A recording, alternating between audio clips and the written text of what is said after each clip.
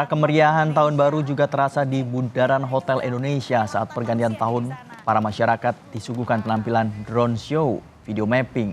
Juga ada 11 panggung hiburan di sepanjang jalan Sudirman Tamrin. Masyarakat kebanyakan datang dari sore hari untuk menikmati malam pergantian tahun bersama keluarga.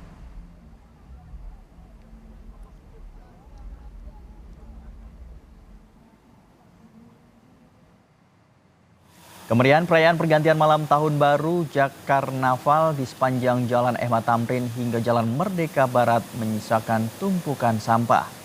Dalam perayaan tahun baru, diperkirakan sebanyak 40 hingga 50 ton sampah dihasilkan dari ribuan warga yang hadir dalam kemeriahan Jakarnaval.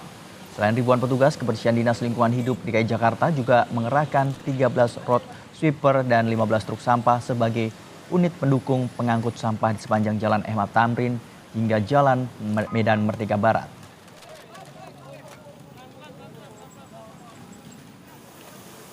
Untuk seluruh Jakarta, personil kita gerakkan lebih dari 3.180 khusus buat malam ini di seluruh wilayah Jakarta. Dan kita harapkan sebelum jam 5 pagi Jakarta sudah bersih kembali.